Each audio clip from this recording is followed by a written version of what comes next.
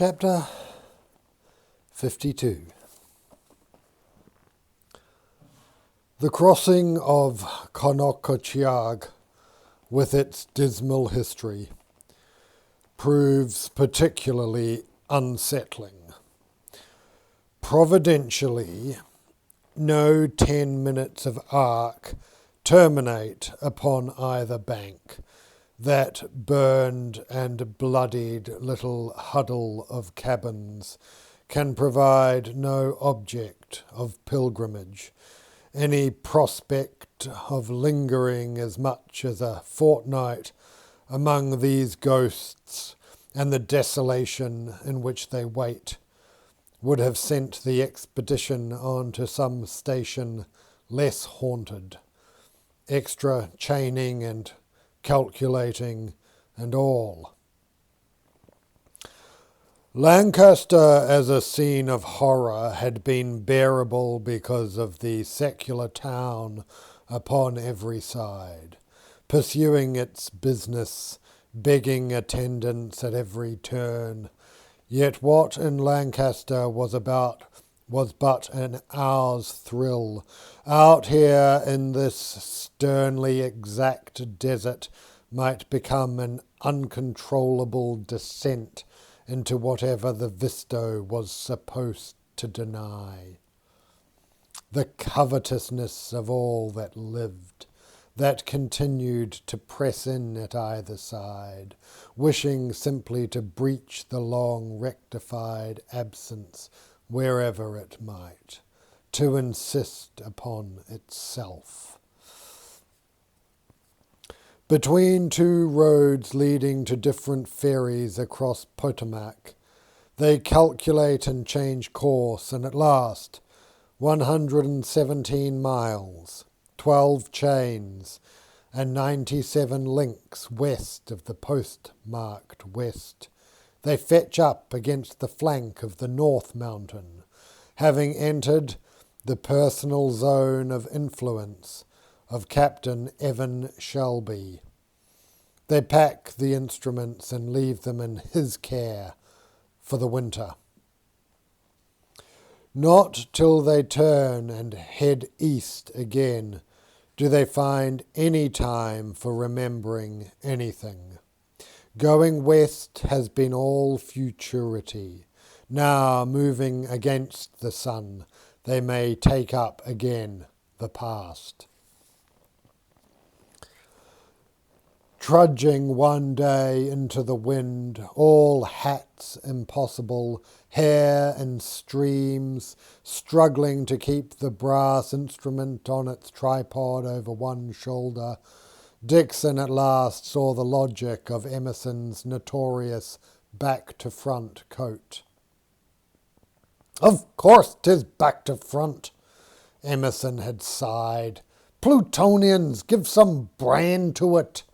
In all animals, isn't it the ventral or belly side that needs most protection, the dorsal or backside being stronger and harder? And won't half the walking I'm to do in my life be into the wind? Bonny! At such times, then, I'd rather be a few degrees above freezing, thank ye, and let me back look after itself." "Then why does everyone else go about with coats open in front?" Emerson gazed upon the assembled young scholars with a great pretence of mildness and forbearance. "My entire life as a teacher, lesson after futile lesson, is time thus pitiably squandered, an old man's folly. Not that I ever was a teacher, really. I'm a man of science between patrons at the moment, only doing this so I can pay my laboratory expenses, though Mrs. Emerson takes a slightly different view. 'Tis the Grub Street of philosophy, she laments. Durham prison were better. Howsoever, the question, mercifully, was not about marriage. The modern coat, as we know it," he explained, is based upon the attire of the nobility and gentry and other assorted thieves who could ever afford servants to put their clothes on for them. At such intimate moments, 'twas believed more prudent to keep a servant in front of one than allow him behind. For today's discussion, therefore, speculate for me, if ye's will, what might have happened to the structure of England had everything fastened in back. Obliging servants, let us here include America, the Indies, and black slaves as well, to spend more time behind their masters than before, and so close as to be invisible.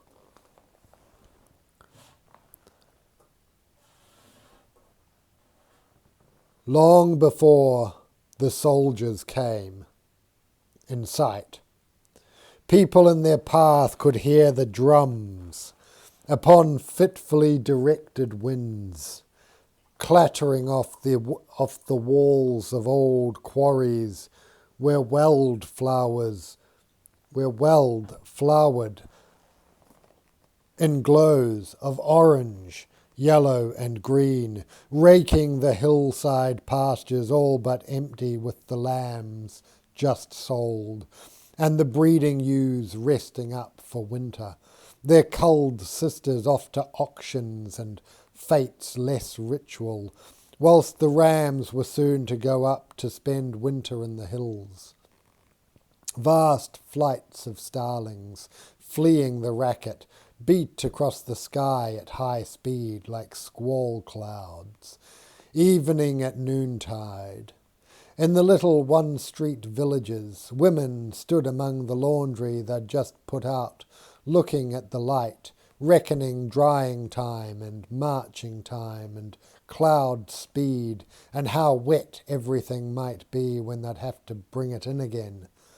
Soon the mercilessly even drumbeat filled the day, replacing the accustomed rhythms of country people with the controlling pulse of military clock time, announcing that all events would now occur at the army's pleasure, upon the army's schedule. Then they began with the bagpipes. For demonstrative purposes, Wolfe, from time to time in the easy march up to Stroud, would order his troopers to dismount, take up skirmish positions, and fire at whatever took their fancy. Later, in Pennsylvania, deep within the glades of death, crossing the road upon which Braddock and his forces had met their unhappy end, Mason would wonder if the effects of the late tragedy in America upon army morale in general, and upon Wolfe in particular, might not have also played their part in this idle musketry, which left splashed behind them a path scarlet with hundreds of small, innocent lives, wild and domestic, far beneath the notice of a dragoon, of course, but often of moment to local residents. The fowl running into the fields, no sleep for fear of everything that might happen. For all we know, Wolfe may have felt the same contempt for British weavers as did Braddock for American Indians. Treacherous natives, disrespectful, rebellious, waiting in embuscado behind every stone wall. British firing upon British. Dixon charging his pipe absently. I thought that was all done with.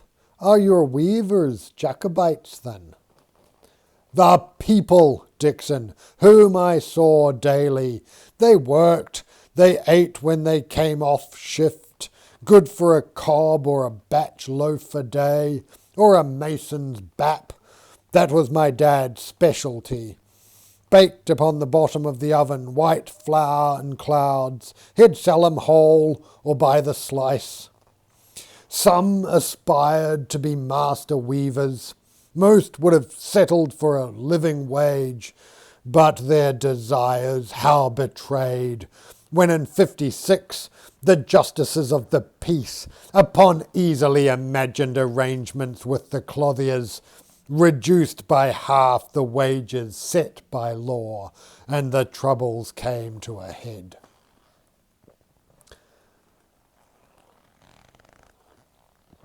He pauses, as if reaching a small decision. Rebecca's people were weavers. Dixon, lighting his pipe. Hadn't known that. Wool workers upon her father's side, silk upon her mother's. She liked to say it accompted for the way she was.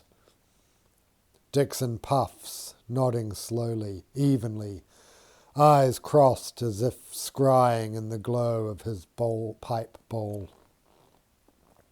And that wondrous night, in the high street, they were all there, brothers and cousins and uncles. Mason's pause seems but for breath, though Dixon already is beaming in unmistakable inquiry. I was there, now that I think of it. Dixon nods. Been out upon the pavement myself. Tyne keelman back in 50. No business over there, understand. None at all, yet. Mason reaches for his pipe. Oh, aye. More than once, perhaps. I have looked on worlds far distant, their beauty how pitiless.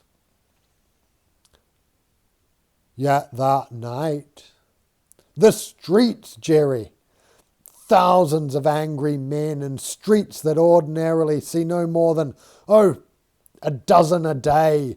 'Twas backed up to Slad Brook. It spilled out into both branches of the High Street. He puffs in a sub-merriment Dixon recognises. Down the lower street and up Parliament and all that hillside between. Torches everywhere, looms dressed in mourning, songs of the 45 there throbbing within those prim corridors of stone. How savage! Effigies of hated master weavers, hanged in their own bar chains so dishonourably set, and the murmur, ever unceasing, the great crisp serene roar of a mobility focused upon a just purpose. Aye, aye. Of course, in Newcastle 'twas more the brick type of wall. Quite different sound. More like Philadelphia. What did they do in Durham with the ones they caught? The keelmen. Transported. I know, not as entertaining as the gallows in Painswick. Yet, as we aren't quite such devotees of the noose in Durham, a good many Tyneside keelmen ended up in America. Hereabouts, in fact. If we'd stopped longer in Philadelphia, we'd have run into a few of 'em by now. And would I have enjoyed that? There might not have been along. I mean, of course, having at the last minute decided they weren't thy sort, all that coal grime and ale drinking and such, nor as clean as thy loom worker out there by the babbling brook, neat as a pin and all. Wait, you're saying that ceteris paribus,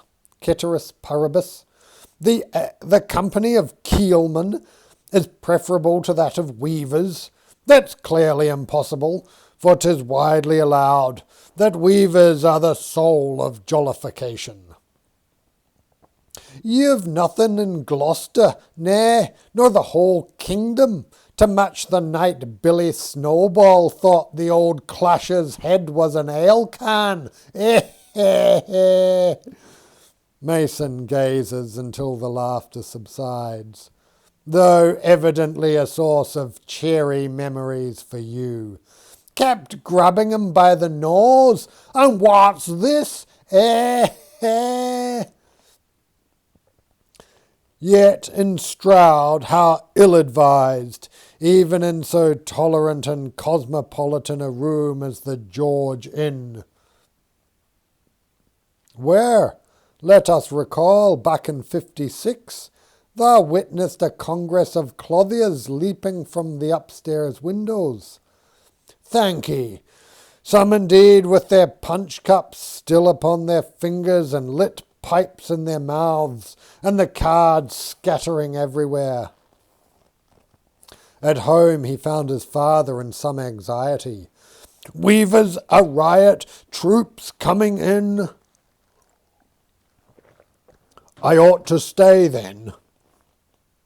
What'll you do? Point your telescope at them. You'll be worse than useless. They'll shoot you the moment you present them that vacant face. Perhaps I can ask them at Greenwich for another. Release yourself. Your mother and I will get through. Between the thieving mob and the thieving soldiers, there are still places to hide an odd loaf. But you, better that you repair to Greenwich, Kent, young sir. Remain upon your hilltop, far from this poor defeated place. He sought his mother's eyes, receiving only a quick sweep, as from a broom, her face distressed, as if whispering, You see how you distress him.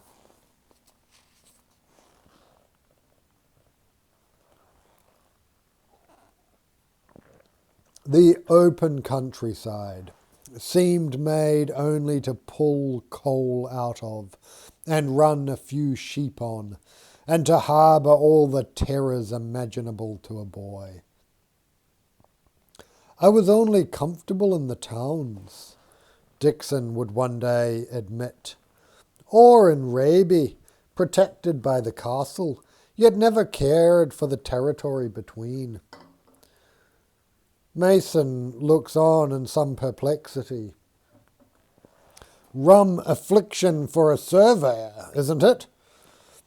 Say that it provided me with an incentive to enclose that which had hitherto been without form, and hence haunted by anything and everything, if you grasp my meaning. Anything and everything, sir.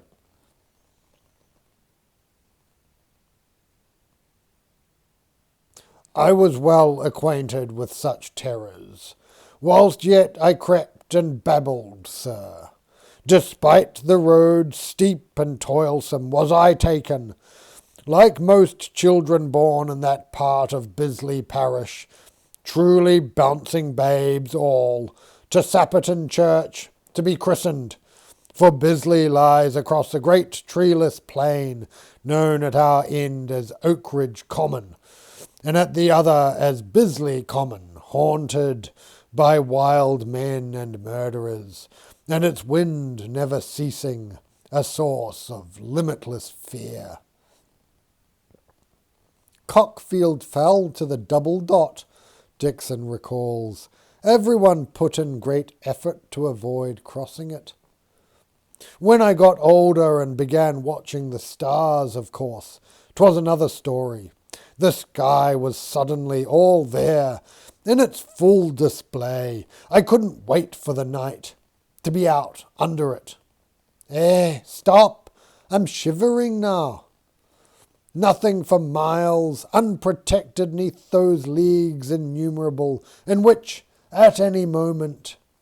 Dixon, to appearance in a true panic, runs about the tent looking for some place to hide, and finding nothing but a feed sack handy, attempts to insert himself into it. Emerson smoked it all right away. If it's but the empty places between the towns, he advised Dixon. Your worries are at an end, for look what you can do. You can get above it. He spoke these words with an emphasis Dixon cannot describe the full strangeness of. Something was up, as so, shortly, would he and his classmates be. But before they learned to fly, they had to learn about maps, for maps are the aide-memoirs of flight. So Dixon came to discover as well the great invariance whereby, aloft, one gains exactitude of length and breadth, only to lose much of the land's relievo, or dimension of height. Whilst back at ground level, travelling about the country, one regains bodily the realities of up and down, only to lose any but a rough sense of the other two dimensions, now all about one. Earthbound, Emerson continued, we are limited to our horizon, which sometimes is to be measured but in inches. We are bound withal to time, and the amounts of it spent getting from one end of a journey to another. Yet aloft, in map space, origins, destinations, any termini hardly seem to matter. One can apprehend all at once the entire plexity of possible journeys, set as one is above distance, above time itself. Excuse me. Altitude! Cried out a couple of alert youths, as in Emerson's class they were encouraged to do. Altitude, being the price we pay for this great exemption, is considered as an in-house expense to be absorbed in an inner term of a lengthy expression describing location, course, and speed. If you're interested, wait for my book upon navigation, currently all but in galley proofs, for a detailed account. Some were preoccupied with questions less modern. Where is Hob Headless in this aerial view? Dixon was not alone in wanting to know. What of the Shotton Dobby and the old Hellcat of Raby with her black coach and six? She can rise above the landscape too. How does an innocent cartographer deal with that? Professional courtesy is the usual rule, Emerson replied. You salute in the other her gift of flight and move on, briskly, if possible. And, vice versa, too. You're quite sure of that, sir? Tut, tut, alas, and what shall we do? Oh, the lamentations of Jeremiah! Have you then been squandering your precious scepticism over at Raby upon this Gothical claptrap? Why, aye, and so he had, and even worse than that, he'd fallen into a fascination with the old hell-cat herself, Elizabeth, Lady Barnard, who died back in 42 after a life of embittered family warfare over who was to inherit the castle, whose battlements she continued to walk with a pair of brass knitting needles whilst awaiting her coach. The great thing of these needles was that they glowed in the dark because they were very hot, hotter than a coal fire, more like the fires of hell, which feed upon substances less easily named. 'Twas as a further conundrum presented to them to solve, or not solve, that Emerson wondered aloud, what yarn could she possibly be knitting with that would not burn at the touch of heat like that? Wool from a hell sheep? Those who tried to imagine it were rewarded. though in ways they later found difficult to describe. Many is the night young Dixon sees her up there, the angles between the two bright lines ever varying as she paces to and fro. One night at last, probably, he says he is no longer sure, disappointed in early love, which is to say, devastated, he decides, with nothing more to lose, that he'll go up and have a closer look. By now he knows the castle like a cat. No perch too precarious, nor roof slate too slippery.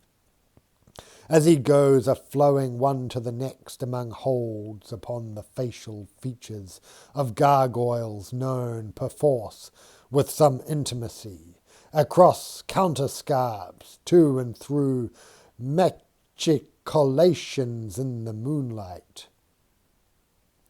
If the spectre, without her coach, be relatively slow-moving, how difficult shall it be to spy upon her?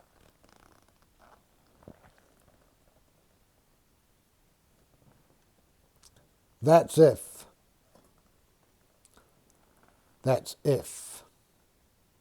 As Dixon draws close, he can hear her muttering. Never on time, always delayed, always another excuse. The late Lady Barnard, indeed. Yet what is the point of cursing the fool, eternally cursed as he was ever? By now there's a peculiar sound out in the night, bearing the same relation to hoofbeats as plucked strings to drumbeats, and seeming to approach. Dixon must suppress a gasp. Assembling itself from the darkness about them appears the most uncommonly beautiful coach he's ever seen. Its curves are the curves of a desirable woman, its lacquerings all aflash, bright as a wanton eye. Its coal-coloured Arabs, scarcely sighing, bring it in a glide to a spot near her parapet, holding it then poised, hooves stirring in the empty air, above the grounds invisible in the darkness below, whilst the coachman, with a face as white as his livery is black, descends to the parapet to open her door. Late again, Trent. Sorry, my lady. Traffic. Traffic! She raises the brass needles above her head, one in each trembling fist as if to strike. I've heard the lead horse went insane. I've heard the wife, she's not too clever this seven-night. I've heard the wind was in my teeth and the clock ran down and the dog made off with me coach whip. But this, Trent, this begins to approach the truly maddening. What possible traffic can there be above Cockfield Fell? Are we not, in fact, the only flying coach and six in the Palatinate? They come from over Horworth, my lady, swarms of them. Oh, it's Emerson and that lot. Ragged children, swarms, quotha. You may as well have been delayed by a flock of ducks. Really, Trent, these excuses grow more and more enfeebled and tiresome pari passu. What are you up to, honestly, when I leave you alone with this lovely machine? Trent? Come, you can tell her ladyship all. With an athletic readiness that surprises the young lurker, she vaults up into the quilted black velvet interior, and Trent swings shut the door and climbs smirking to his seat. Through the window she leans then to stare back out, unmistakably and directly at Dixon, and calls, "Perhaps another time, Jeremiah?" They are gone. Horses, perfect shine, curves and all, leaving Dixon's nape and shoulders mantled in unearthly cold.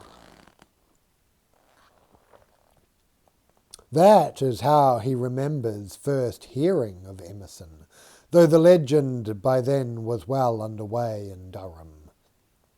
Though he keeps chuckling it away, Dixon also suspects he sought out Emerson from his desire to be one of those ragged kids, and that another time happened some evening when he and Lady Barnard were both aloft.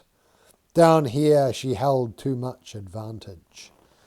Altitude might help his odds. He didn't know whether he was planning seduction or combat, these at 14 being the only categories of pleasure he recognized. That it might have been something else altogether would never occur to him until years later, at Castle Lepton, in the wilderness of America, well entangled in gambling debts, romantic intriguing, and political jiggery-pokery, all punctuated by a liver episode he may have worried himself into, unless 'twas all that drinking he was doing. "Ah, Mason!" he cried, though Mason, who in fact was not doing too much better, lay snoring in a corner. "She has it all. Beauty, money, whatever else there is."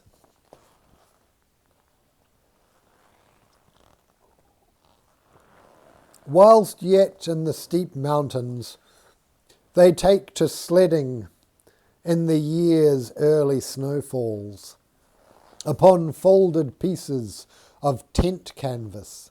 One day, just as they start down a long slope neither can remember from earlier, coming the other way and climbing, an autumnal squall comes snapping up like a blanket being shaken into a spread of chill cloud, and snow begins abruptly, it seems, to fall. Both surveyors feel their velocity increasing ominously. Dixon, still over there? Can you see where we're going?" "Snow's coming down too thick," Dixon calls from some place, because of the change of acoustics between them unmeasurable. Both shrill with the predicament, blind, together, separate, they plunge down the imperfectly remembered steep. They pass the commissary wagon and one, then two more supply wagons, each braked in its snowy descent by a late-felled tree dragged behind, the drivers looking round wildly, the horses beginning to grow anxious, till Mason and Dixon are swept once again behind the stinging curtain of snow crystals.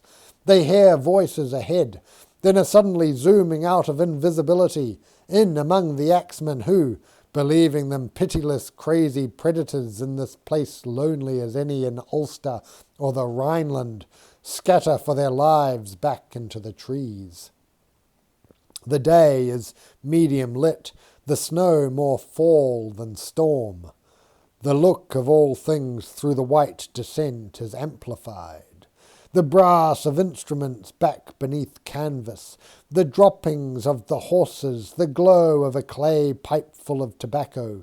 Each is aware of how easily a tree unfelled, even a stump left high enough to protrude from the snow, rearing too quickly to swerve round, might mark their personal termini.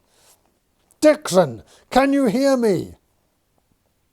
"I'm just here. Thou don't have to shout."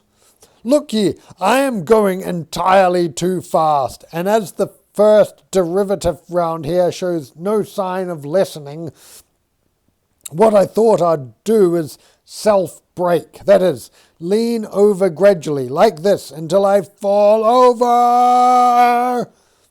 His voice abruptly fading behind, leaving Dixon alone to face whatever continues to rush upon him a snowflake's breadth ahead of his nose. "Eh, that's a bonny pickle they've put me in for fair," His reflections are interrupted by the seemingly miraculous advent directly in his path of a pile of cushions, usually located neath the wagon canopy, where they intervene twixt the instruments and the excursions of the secular roadway, but here rather set in the snowfall to air out, lest the telltale aura of tobacco smoke testify to a slothful and indeed unacceptable proximity of instrument bearers to instruments. Fate is fate, he supposes aloud, opening his arms to embrace this by no means discomfort-free heap of upholstery. Stogies, I believe, when all has subsided to a halt. Sir, replies the waggoner, Frederick Shess, my personal opinion of tobacco. Freddy, consider the crossing of paths here. Why, it has likely saved my life. Miraculous for fair, how can I report thee? Yet at the same time, how can I commend thee for it? Cash is acceptable, calls Tom Hickman.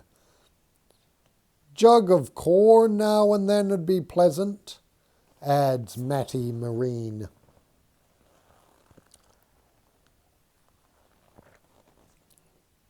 They discharge the hands and leave off for the winter. At Christmastide, the tavern down the road from Harlan's opens its doors, and soon everyone has come inside. Candles beam everywhere. The surveyors, knowing this year they'll soon again be heading off in different directions into America, stand nodding at each other across a punch bowl as big as a bathing tub.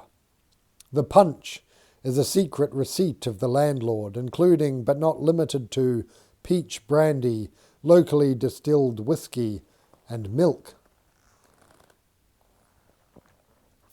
A raft of long icicles, broken from the eaves, floats upon the pale contents of the great rustic Monteith. Everyone's been exchanging gifts. Somewhere in the coming and going, one of the children is learning to play a metal whistle. Best gowns rustle along the board walls. Adults hold babies aloft, exclaiming, "The little sausage!" and pretending to eat them. There are popped corn, green tomato mince pies, pickled oysters, chestnut soup, and kidney pudding. Mason gives Dixon a hat with a metallic aqua feather, which Dixon is wearing. Dixon gives Mason a claret jug of silver, crafted in Philadelphia. There are Conestoga cigars for Mr. Harland and a length of contraband Osnabriggs for Mrs. H. The children get sweets from a Philadelphia English shop, both adults being drawn into prolonged negotiations with their juniors as to who shall have which of. Mrs. Harland comes over to embrace both surveyors at once. Thanks for simmering down this year. I know it ain't easy. What a year, lass, sighs Dixon. Poh, like eating a bun, declares Mason. End of chapter.